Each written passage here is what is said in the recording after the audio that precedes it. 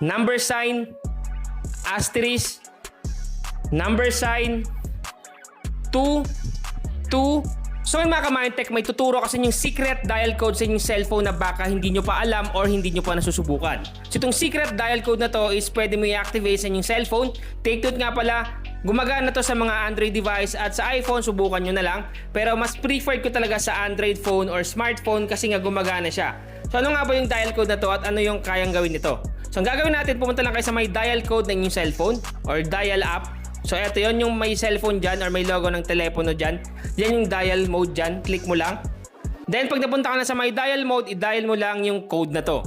So yung code ay asterisk, number sign, asterisk, number sign, 2, 2, 5, number, asterisk, number, asterisk.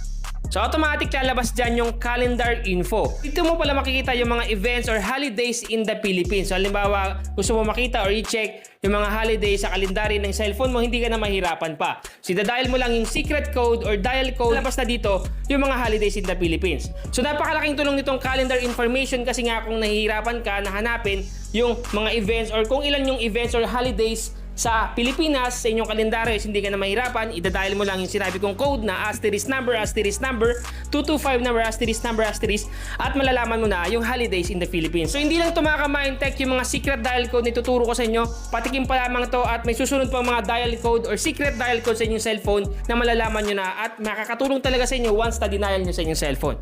Sana nakatulong itong vlog ko ngayon. Once again, Mindtech PH, thank you and God bless all.